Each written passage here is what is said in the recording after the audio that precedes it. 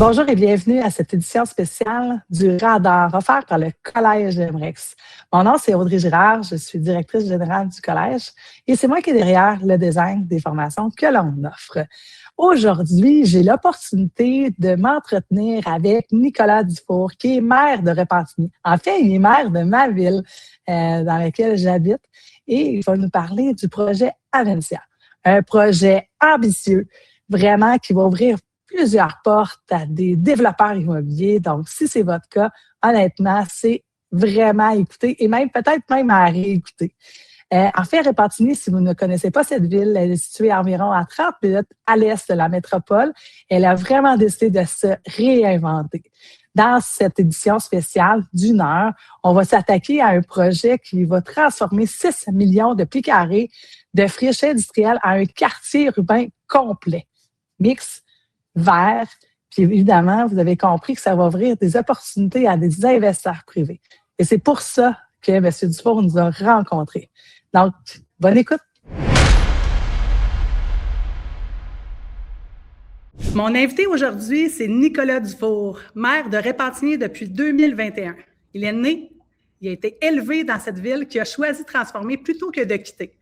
Sous sa gouvernance, Repentigny a lancé Avencia, un projet urbain d'envergure planifié sur 3 ans et demi, inspiré des meilleures pratiques de Vancouver et d'Europe. Nicolas Dufour, bienvenue sur notre Radar édition spéciale. Bien, merci beaucoup, Audrey, pour l'invitation. C'est très apprécié. Nicolas, je t'ai invité suite à une rencontre qu'on a eue lors du Forum immobilier. Tu étais présent sur scène. C'est correct si on se tutoie là, pour... oui. Ma mère m'a donné un prénom, c'est pas pour rien. Parfait. Puis pour vrai, ça a été tellement inspirant, la présence que vous avez eue sur scène, de parler de la ville de Repentigny avec tout ce qui s'en vient. Il y avait quand même beaucoup de monde, développeurs immobiliers dans la salle, qui étaient un peu épatés par toutes les actions innovatrices qui sont faites présentement dans une ville que j'apprécie grandement, que j'habite finalement aussi depuis une dizaine d'années. Là. Donc, en fait, l'entrevue d'aujourd'hui, c'est autant pour parler un peu de l'appareil municipal que vous leadez depuis 2021, mais surtout du projet Avencia, qui est un projet d'envergure qui va s'échelonner quand même sur plusieurs années. Donc, tu sais, on a préparé nos questions en fonction aussi de ce qui se trouve dans les médias présentement. Mais si vous pouvez nous donner quelques scopes de ce qui s'en vient aussi, on l'apprécierait vraiment de le faire. Mais avant d'aller plus loin, mais qui vous êtes? Vous êtes maire de Repentigny depuis 2021. Avant, quel était votre métier? Puis aussi, qu'est-ce qui vous a amené vers la mairie de Repentigny?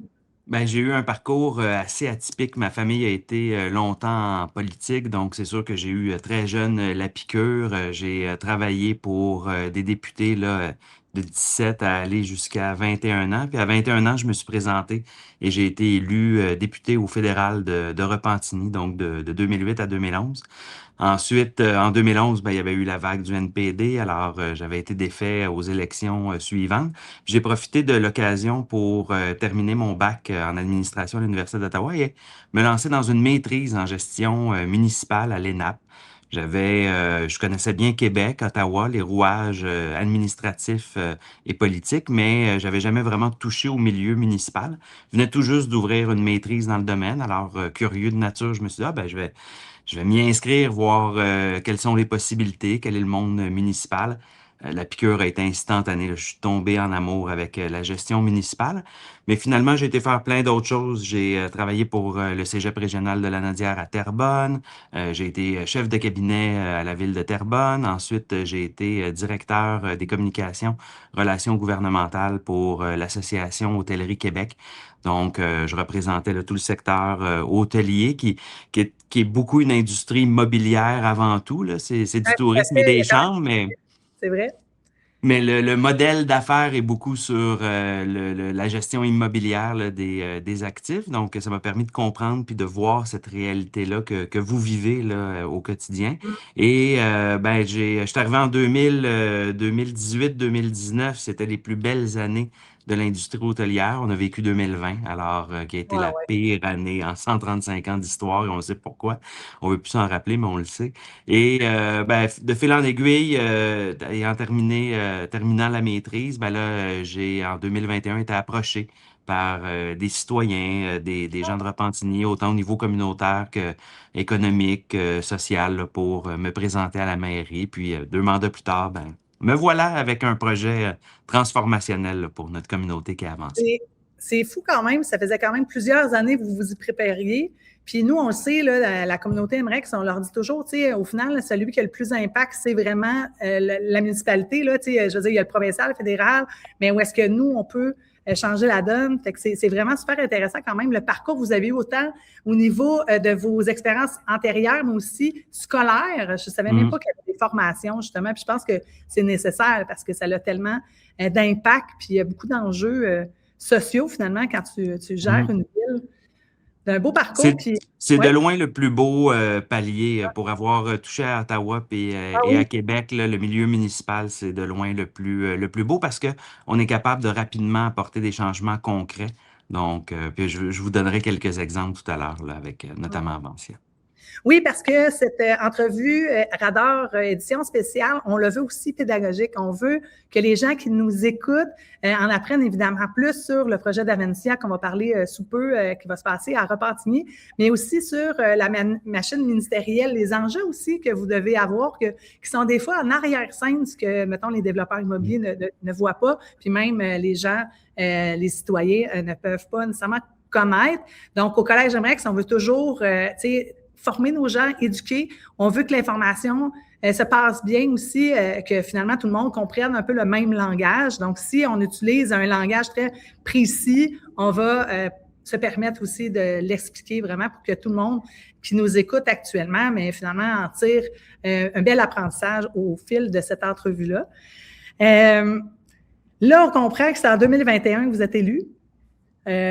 Contexte de Repentigny, moi, je suis au courant parce qu'on avait une mairesse qui ça faisait longtemps qui était en place. 24 ans, oui. 24 ans. Est-ce que vous étiez dans le même parti? Non, ben le plus ironique, c'est que Mme Deschamps a signé mes papiers pour que je me présente à la maîtrise en 2011. Donc, je la remercie. J'ai toujours été proche de elle.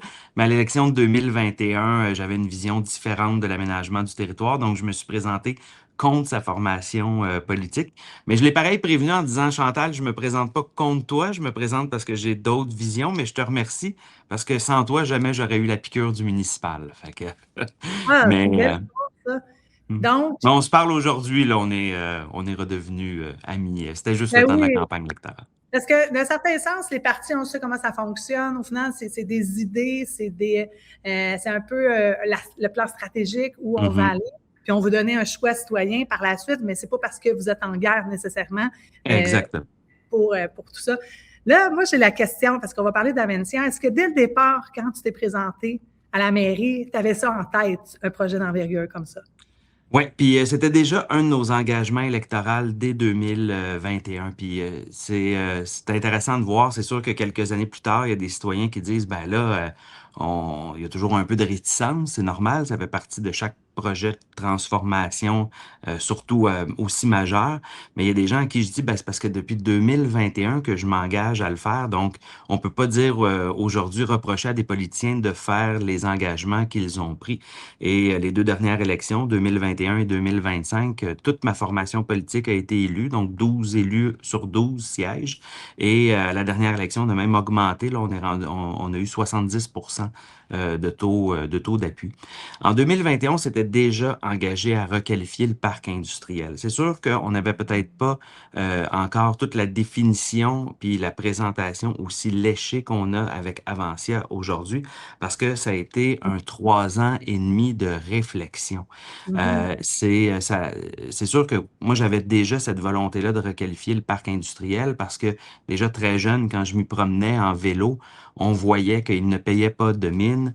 C'est un parc industriel là, qui date des années fin 70, début 80, qui a été fait avec la mentalité de l'époque, puis c'est bien correct, mais ça a été fait à une époque où on avait beaucoup de territoire. Où Repentigny, notamment, là, ben, on pouvait s'extensionner sur les terres agricoles, puis se développer. Puis on n'a pas tellement de réflexion à l'époque, puis c'était partout au Québec, on n'a pas tellement de réflexion sur l'optimisation de l'aménagement du territoire, puis comment on est en mesure de bien occuper nos terrains pour qu'il y ait une plus-value. On se disait, ben, c'est un terrain, un bâtiment, une utilité. Puis si jamais on a besoin de plus d'espace, ben on grugera sur les terres agricoles. Aujourd'hui, c'est plus la réalité dans laquelle on est. On le voit avec la nécessité d'avoir la souveraineté alimentaire. On sait que le Québec, là, quand on regarde la question des changements climatiques, on va être encore une des régions sur la planète d'ici 100 ans qui va être en mesure de faire de l'agriculture. Donc, à un moment donné, il faut qu'on se dise, puis c'est oui. plate, là, on est vraiment dans cette logique-là de, il y a seulement deux options devant nous. On densifie, puis on réaménage nos villes, on rebâtit nos villes sur les villes, ou on empiète sur nos terres agricoles, puis dans quelques années, ben, on ne sera plus en mesure de faire pousser des fruits et des légumes au Québec. Fait qu'on ne sera plus en matière de s'autosuffire puis de nourrir. Alors, à un moment donné, ben, à travers cet équilibre-là, puis qu'on le veuille ou non, la population continue à augmenter. Quoi qu'on en dise, peu importe les restrictions au niveau de l'immigration. Donc, à un moment donné, il faut qu'on réussisse à loger notre monde, il faut qu'on réussisse à continuer de développer des opportunités économiques, des emplois de proximité. Donc, en voyant de la manière dont le parc industriel était aménagé entre Brien et industriel le long de l'autoroute 40, c'est sûr qu'on s'est dit que c'était là qu'était le potentiel à Repentigny pour attirer des nouvelles entreprises, attirer des nouveaux logements, puis attirer de la nouvelle vie, là, des nouveaux restos, des nouveaux commerces de proximité. Parce que de la façon que ça s'est fait à l'époque, sous l'ancienne administration, puis c'est pas un reproche, c'était leur vision, Oui, la densification se faisait le long du fleuve. Donc, on a pris des bâtiments au sud de Notre-Dame qui donnaient directement sur le fleuve, puis là, on a monté des tours de 30 étages.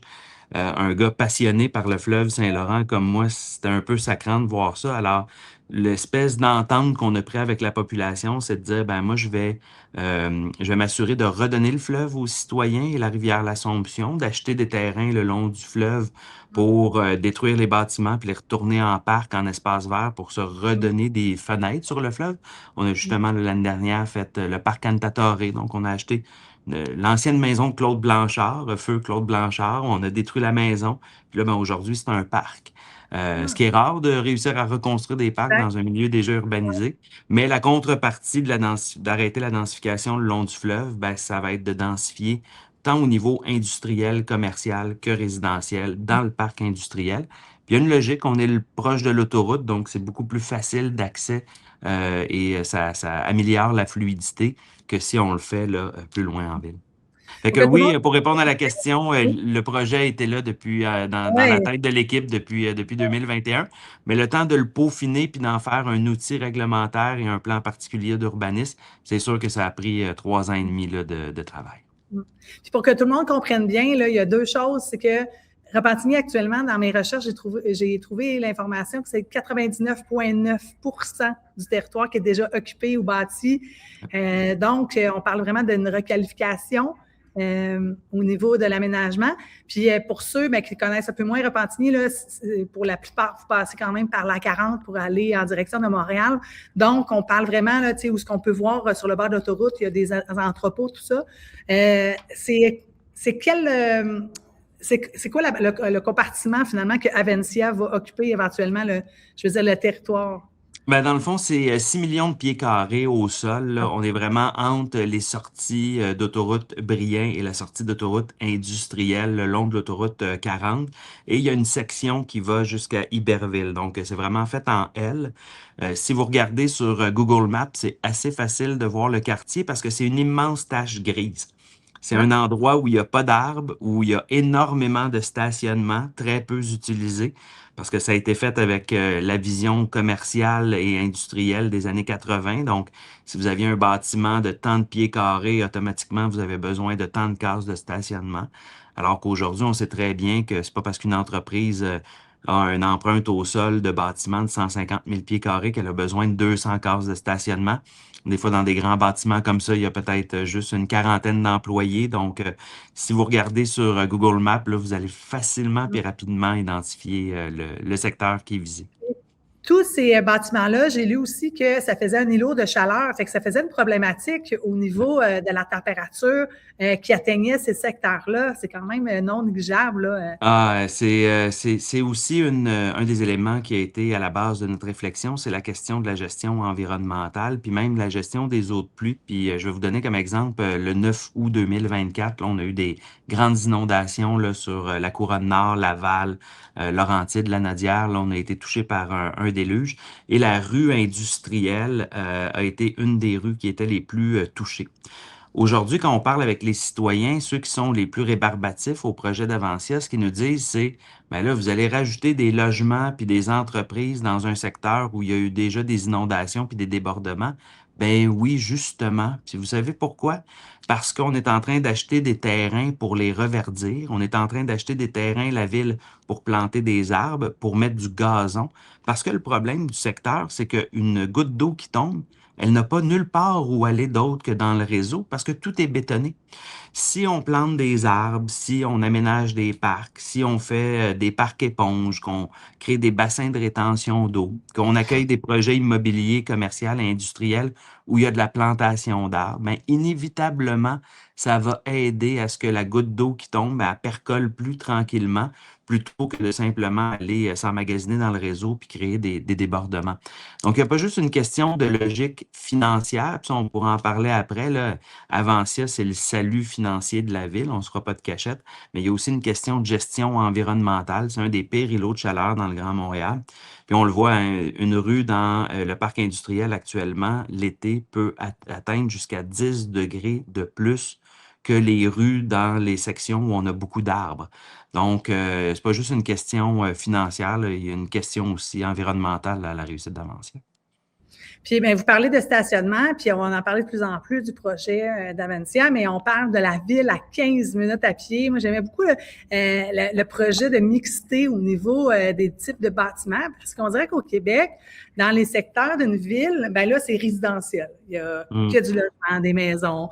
On va voir le secteur commercial, industriel, mais avec ce projet-là, vous entremêlez finalement les différents zonages habituellement comme plus sectionnés pour justement faire une ville où est-ce qu'on peut retrouver un peu tout ce qu'on a besoin à 15 minutes à pied. Voulez-vous un peu en parler de cette idée-là qui est quand même novatrice au Québec, là, qu'on voit ailleurs dans le monde d'ailleurs? Oui, ben, et pourtant, merci de le souligner parce que quiconque voyage un peu, c'est pas si exceptionnel que ça, mais c'est pas dans nos codes puis dans nos mœurs au Québec puis au Canada. Puis pourquoi? Parce que pendant des décennies puis des siècles, on a eu des terrains, on a eu énormément d'espace. Donc, on n'avait pas de pression à réussir à faire de la densification ou à faire du réaménagement urbanistique autrement que de s'extensionner. Aujourd'hui, on le voit avec les défis qu'on a, là, je vous le nommais tantôt, là, autant au niveau agriculture, gestion environnementale, facilité d'usage, il faut sortir de la boîte pour réussir à réfléchir. C'est ce qui a été long à conceptualiser avec Avancia, hein, parce qu'on a vraiment été à la limite de tous les règlements puis de toutes les lois qu'il y a au Québec, parce qu'on a cette logique-là de se dire un bâtiment, un usage, et on s'en sort pas. Alors que, au contraire, l'objectif d'Avancia, c'est de s'assurer d'avoir des commerces de proximité puis des pôles d'emploi puis des services de base, là, qu'on pense par exemple à la santé, à l'éducation, aux garderies, à proximité du lieu de travail. Puis ça fait beaucoup jaser la ville en 15 minutes parce que malheureusement, on aura toujours des gens qui, s'abreuvant à des mauvaises sources d'information, voient ça comme une espèce de complot mondial pour enfermer les gens dans un secteur, alors que pourtant, c'est un concept assez simple, puis ça le dit. C'est juste qu'en 15 minutes, en transport actif ou à pied, à vélo, on soit en mesure d'atteindre les points importants d'une vie pour essayer d'éviter d'abandonner son auto. On est conscient que on est au Québec, on est en Amérique du Nord, les gens auront toujours une auto bien souvent, mais si on peut en retirer la deuxième, la troisième, surtout quand on sait qu'une auto, ça peut coûter jusqu'à 8 à 9 000 $ par année, ben c'est de la pression financière qu'on met de moins sur les citoyens, mais aussi on leur donne la chance d'avoir une vie active et d'avoir accès à tout à proximité. Donc la ville de 15 minutes, c'est vraiment juste ça le concept de base, c'est de se dire, est-ce qu'on est en mesure à quelques minutes à pied de se rendre dans les commerces de base qu'on a à faire là, dans une semaine typique, là, qu'on pense à la garderie ou à l'épicerie ou à la pharmacie ou aller voir son médecin à proximité. On parle de la ville en 15 minutes, mais aussi, en fait, ça va être un terminus du tramway, là, un projet, je pense, c'est 2036-37, si je ne me trompe pas. Exact, on est toujours sur ce calendrier-là avec le gouvernement du Québec. C'est ça, puis c'est sûr que, j'imagine, ça donne peut-être justement la raison d'être du Aventia, puis avec justement des citoyens qui n'auront peut-être pas une nécessité d'avoir une voiture par famille, évidemment, pour se déplacer. On le sait, ça peut prendre un certain temps aussi, là, tu sais, on dit 2036-37.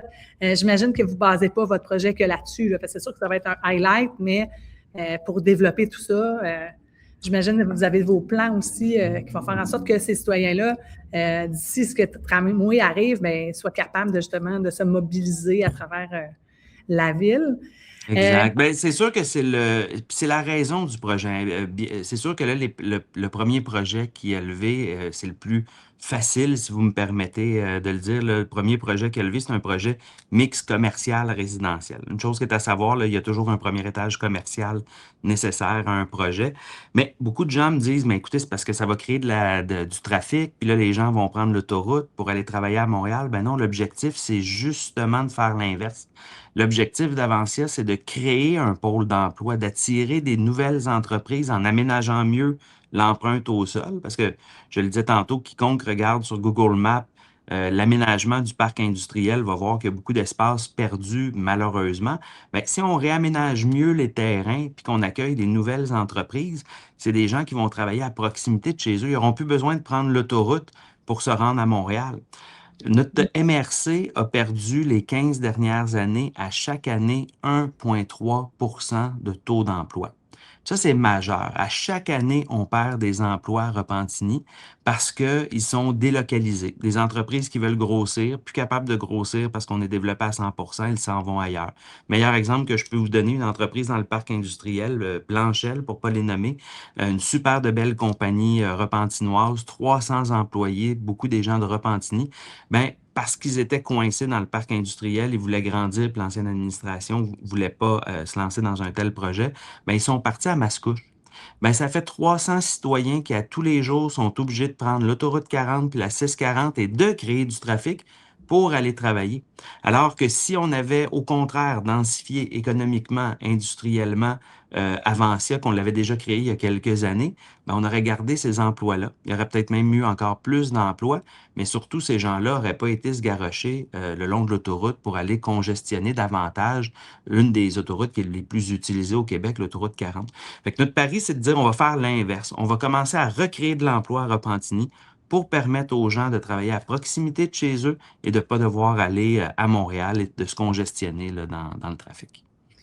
Là, il y a une mécanique aussi à travers tout ça. Moi, j'investis plus activement depuis, mettons, on peut parler d'un 5-6 ans. J'avais d'ailleurs au Collège Amrex, on avait un étudiant qui venait de Paris, puis il nous parlait de moratoire, il nous parlait un peu de comment finalement Paris pouvait acheter avant le citoyen les terrains qu'il avait, mettons, circonscrits. Donc là, j'ai de parler d'un terme que vous avez fait finalement à Repentigny sur cette section de territoire-là. Moratoire. Est-ce qu'on peut expliquer un peu cette mécanique-là, puis comment, finalement, ça se vit sur le terrain? On a eu un bon coup du gouvernement de M. Legault là, en 2022, puis c'était sous l'impulsion de Repentigny. C'était une demande là, qu'on avait faite à notre premier ministre, puis qui était le député de notre circonscription. C'était d'avoir ce qu'on appelle le droit de préemption. Ce que Montréal et Québec avaient déjà, mais dans un domaine très précis là, qui était pour le logement là, social et abordable. Et là, le gouvernement du Québec, en 2022, a donné une extension, premièrement, à toutes les villes, mais aussi aux usages. Donc, le droit de préemption n'est plus seulement dans un objectif de logement, mais il peut être dans un objectif de requalification. Ce qu'on a fait quand ce nouveau pouvoir-là est arrivé en poste, on a fait la plus grosse émission de droit de préemption au Québec. On a mis ça à l'ensemble du parc industriel. On a fait environ 150 à 155 avis de préemption. Et c'est important de faire la distinction dans le choix de mots parce que c'est des nouveaux pouvoirs, puis c'est sûr que c'est toujours inquiétant pour un propriétaire actuel. Plusieurs ont pensé, malgré le feuillet explicatif qu'on leur avait envoyé, qui était assez clair, plusieurs pensaient que c'était un avis d'expropriation. Nous, on ne veut pas utiliser l'expropriation parce qu'en matière d'aménagement du territoire, c'est la bombe nucléaire, on ne veut pas aller là. Mais le droit de préemption, c'est que si demain matin, vous mettez en vente votre terrain, la ville se garde un droit de premier refus. Donc, si par exemple, il y a 5 ou 6 acheteurs qui veulent acheter votre terrain et que la valeur du terrain, à la fin, le plus haut acheteur met à des fins hypothétiques, là, mais met 4 millions sur la valeur du terrain, ben ensuite, on peut se retourner vers la ville et la ville est le premier qui a le droit de dire oui ou non.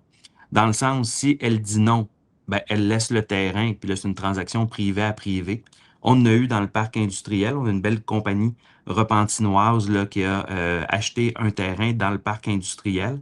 Et quand on est arrivé à demander à la ville, est-ce que vous allez exercer votre droit de préemption, on l'a refusé. On a dit non, non.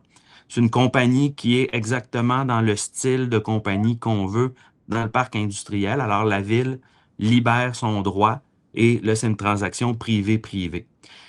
Il y a d'autres terrains, on est rendu à environ 8 terrains, la ville, qu'on a achetés.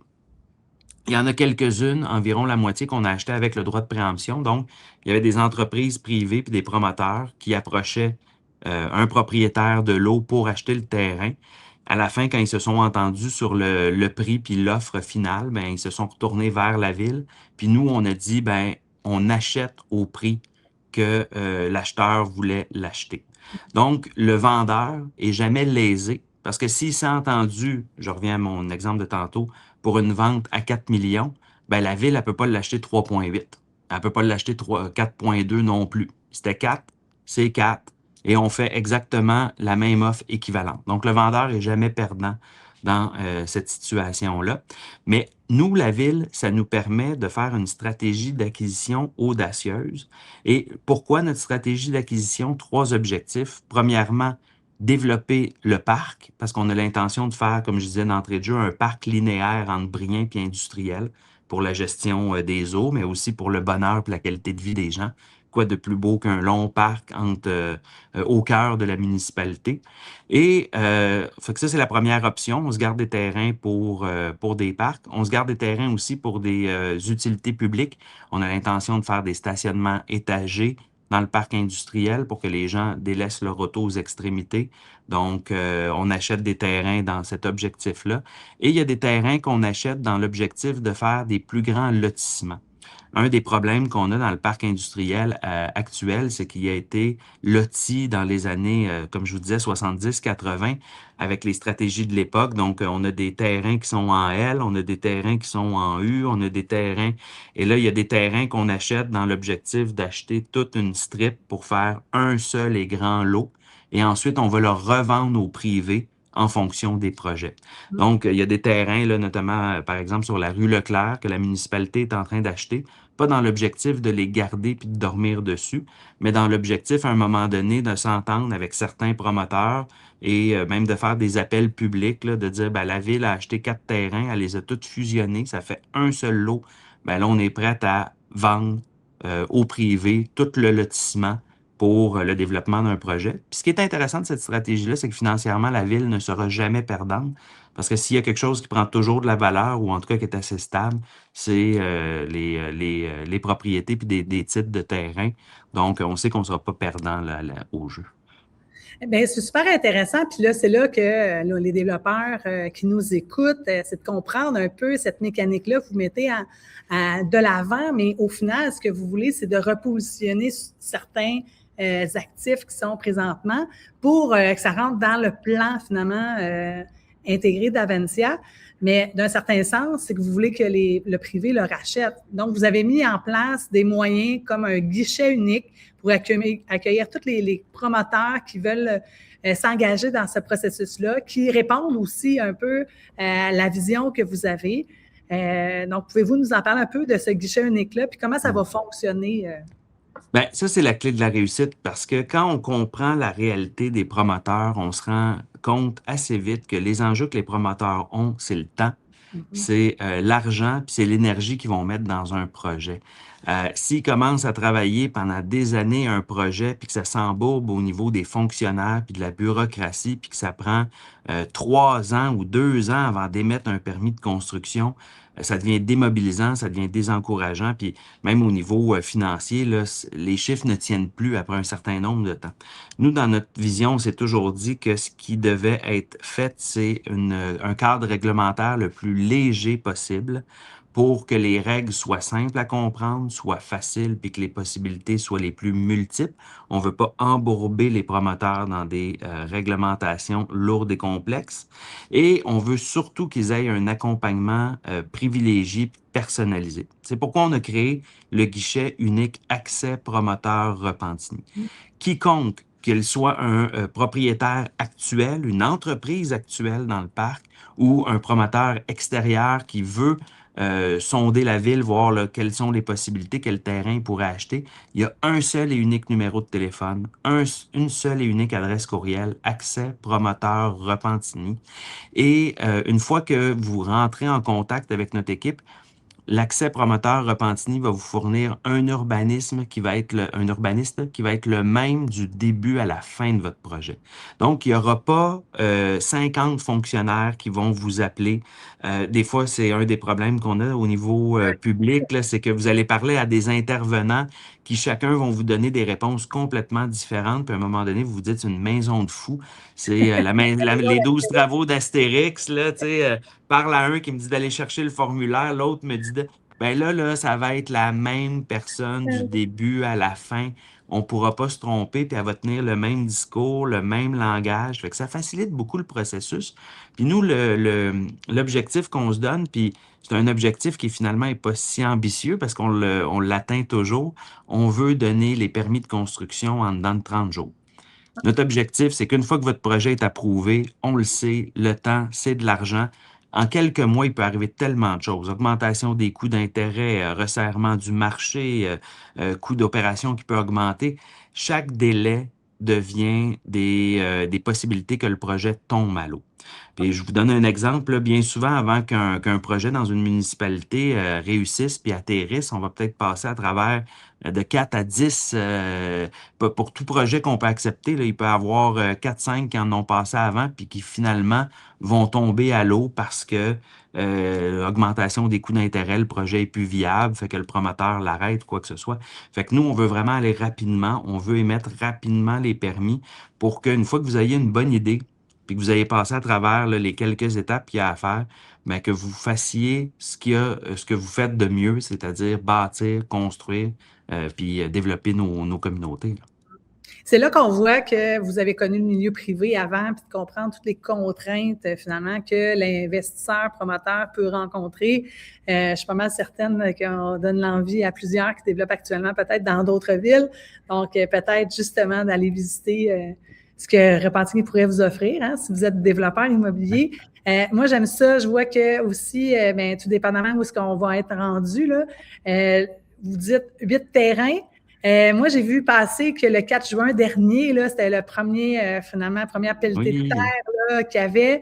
D'ailleurs, c'est drôle parce que ce jour-là, j'ai passé devant, puis je faisais mes petites recherches, puis je regardais ça. J'ai fait « Ah, c'est là que je passais, tu sais, il y avait une ancienne épicerie. » Donc, pouvez-vous en parler de ce premier projet-là? Oui, bien, c'est intéressant parce que le premier projet, il y a une belle symbolique, c'est Evoludev, là, c'est une compagnie de Repentigny, donc des jeunes de Repentigny qui font le premier projet dans leur ville en alliance avec le fonds d'action de la FTQ, qu'on remercie parce qu'ils ont permis justement de finaliser le montage financier. Mais tu sais, ça, c'est un exemple de pourquoi Avancia. Il y a des gens qui ont peur avec Avancia qu'on fasse partir des entreprises déjà existantes.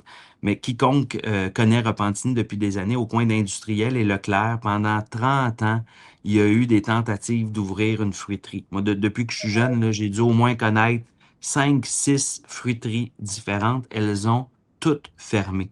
Parce que le marché n'était pas là. Parce qu'il y a déjà d'autres épiceries. On a déjà une fruiterie très connue à Repentigny qui fait un bon travail puis qui monopolise une bonne partie du marché, sans compter le restant des épiciers. Fait qu'on avait beau s'entêter, puis le privé avait beau s'entêter à essayer de partir une fruiterie à chaque 2-3 ans, ça ne marchait pas. Donc, Evoludev a acheté le terrain en sachant là, qu'on s'en venait avec un plan de requalification. Et là, ben, ils se sont dit, ce qu'on va faire, c'est que le premier étage, on va établir nos propres bureaux. Ils cherchaient de l'espace pour mettre leurs bureaux. Et là, quand ils ont vu Avancia, ils ont dit, ben là, finalement, c'est pas juste un projet commercial. On pourrait même mettre du résidentiel au-dessus. Puis c'est ça notre philosophie, c'est de réussir à avoir un pôle d'emploi au premier étage, puis ensuite du résidentiel, où la personne peut vivre au 4e étage, aller au 3e étage pour travailler, ensuite aller au premier étage du même bâtiment pour aller au restaurant ou dans un bar à la fin de sa job, puis ensuite ben, sortir dehors, puis quelques minutes à pied se ramasser dans un beau parc. Donc c'est vraiment avec cette philosophie-là qu'on travaille le quartier, qu'il y ait une mixité d'usage, pas juste dans le parc industriel, mais qu'il y ait une mixité d'usage même dans chaque bâtiment. Donc, il ne faut plus voir les bâtiments comme « Ah, ça va être juste un projet résidentiel ou juste un projet commercial. » Non, non, non, non, on peut faire 4 étages commercial, 4 étages résidentiels.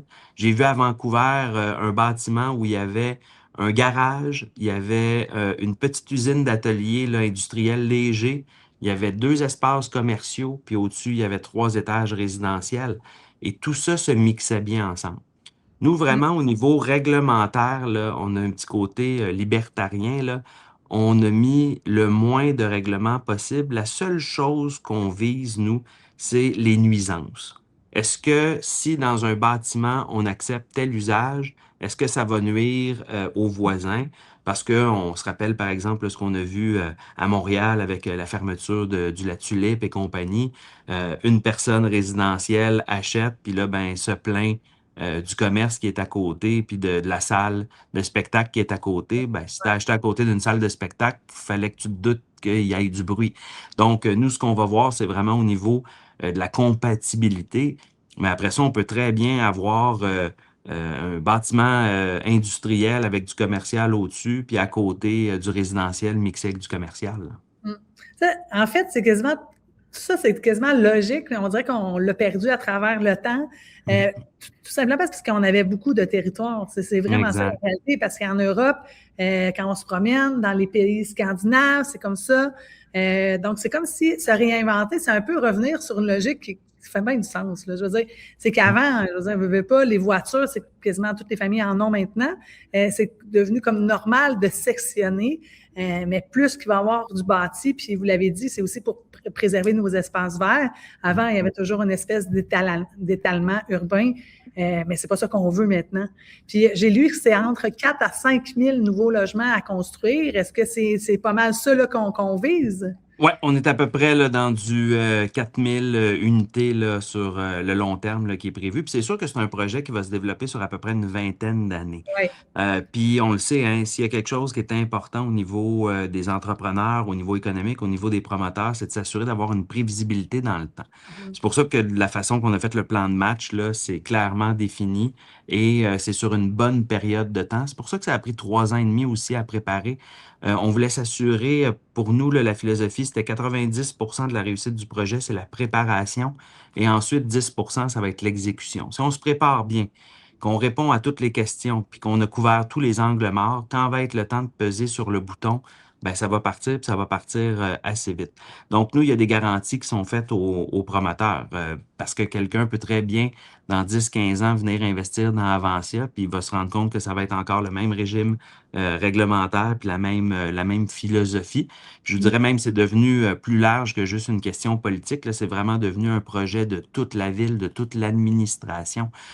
Autant les équipes au sport, aux loisirs, à la culture sont emballées de travailler à Avancia parce que pour eux, ça va être de l'animation dans les parcs, ça va être des nouveaux terrains sportifs qui vont être possibles de construire, que, par exemple, le service de police qui a un grand intérêt pour le projet en se disant, ben là, nous, comment on va être en mesure de protéger le secteur, qu'est-ce qu'on peut développer, est-ce qu'on fait une nouvelle desserte policière, nos pompiers, même chose, il faut qu'on revoie nos schémas, donc tout le monde est très stimulé, puis se sent vraiment interpellé, peu importe le service à la ville, par le projet, parce qu'ils se disent tous, on a une pierre à ajouter là, dans l'édifice, puis on a un rôle à jouer, fait que c'est vraiment devenu un projet de l'ensemble là, de la ville, autant au niveau politique qu'administratif.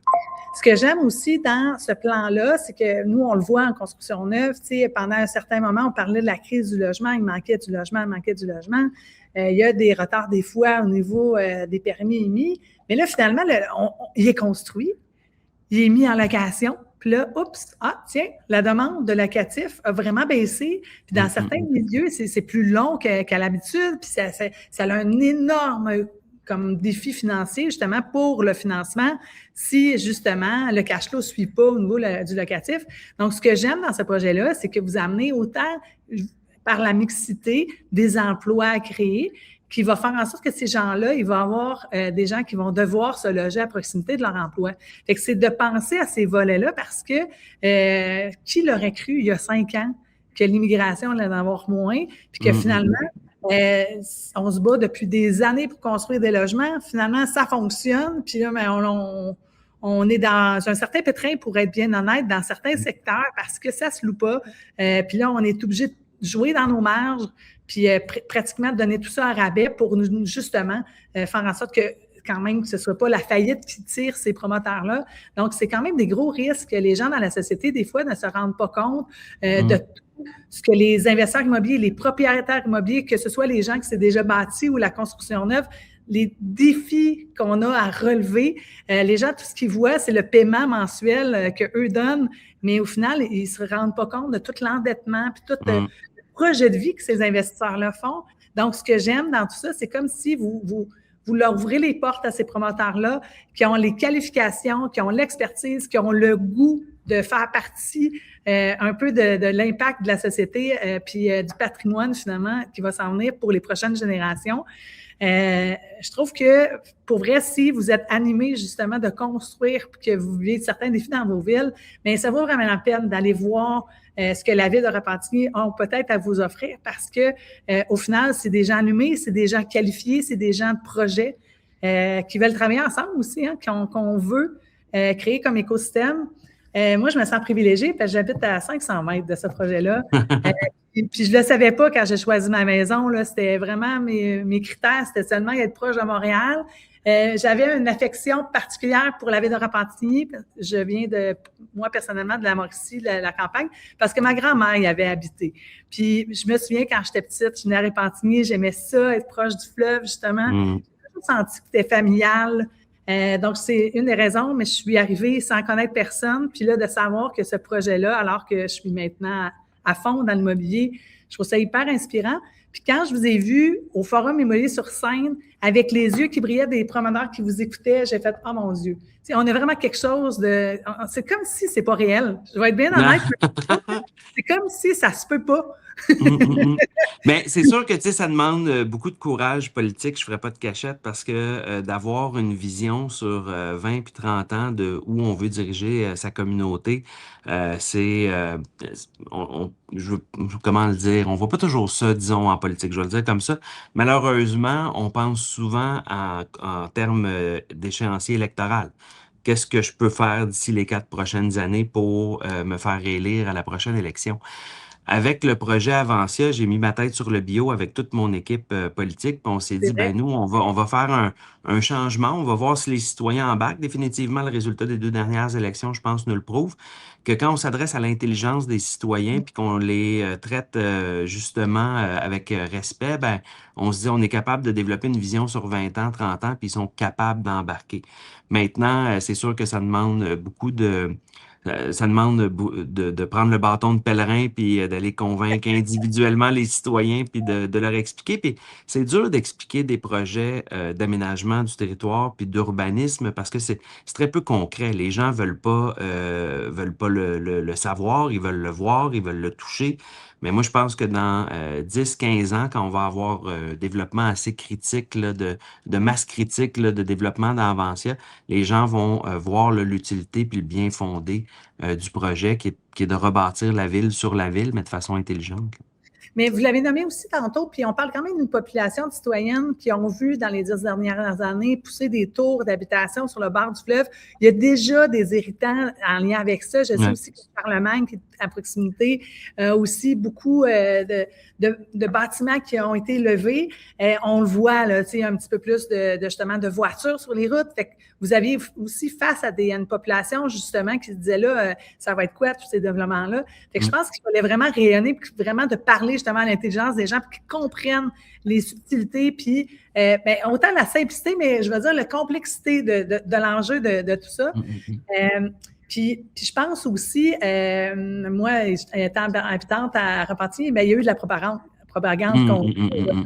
moi, j'étais sûrement une adresse qui passait parce que je l'avais nommée parce qu'ils nous demandent toujours qu'est-ce que vous faites dans la vie. Puis je vais dire, mais moi, je suis investisseur immobilier, je suis propriétaire de multilogement. Puis là, ben, on essayait de me convaincre par plusieurs fois d'aller voter contre vous. Puis il nous passait un petit flyers avec le projet d'Aventia, mais complètement disproportionné là, avec. C'était loufoque. C'est Mais à ça, un moment c'était. donné, tout ce qui est exagéré devient insignifiant. Fait que c'était un peu ce qui est arrivé dans le cadre de la campagne. Mais c'était correct quand même de rester droit. Puis, tu sais, quand je voyais ça aller, puis j'étais comme, OK, tu sais, puis moi, j'entendais quand même les échos que vous étiez appréciés, mais vous étiez quand même nouveau, quand même à la tête de la mairie. Donc, mais bravo d'avoir gardé, tu sais, cette clarté-là. Je pense que quand on a un projet marquant, quand on le fait pour les bonnes raisons, je pense que justement, ça se sent. Puis on est capable de rayonner pour attirer les bonnes personnes. Puis c'est justement pour ça que je vous ai demandé de faire l'édition du Radar spécial avec nous, parce que, ben, on le sait, on est une communauté, nous autres, vivante. On forme des investisseurs immobiliers, on forme des promoteurs pour justement qu'ils connaissent les règles du jeu. Tu sais, l'immobilier, je trouve que c'est possible pour tout le monde d'en faire.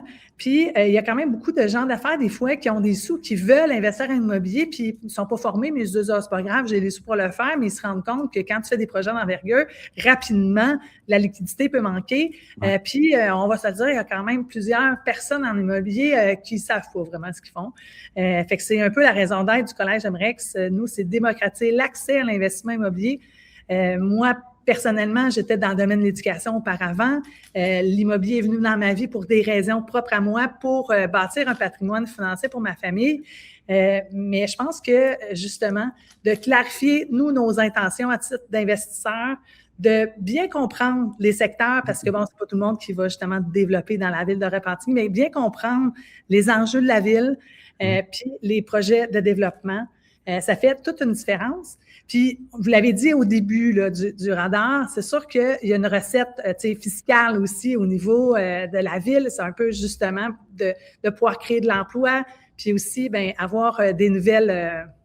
oui, des nouvelles sources de revenus. Puis ça me fait toujours un peu rire parce qu'il y a beaucoup de citoyens, des fois la critique facile peut être ah bon, c'est bien, la ville a fait ça pour avoir plus de taxes. Ben oui.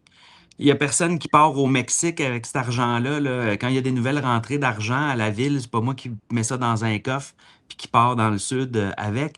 Ces nouvelles taxes-là, ils servent à offrir des services, à refaire nos rues, à mettre à jour nos usines d'eau, à refaire les aqueducs, à investir dans nos parcs. Puis le défi qu'on a à Repentigny, puis c'est pas de la faute des anciens politiciens, là, je tiens à être clair, mais la façon que la ville s'est développée dans les années 70, 80, 90, on était vraiment à l'époque de la banlieue, là. Donc, Repentigny, 80% de ses revenus fiscaux, c'est la maison unifamiliale.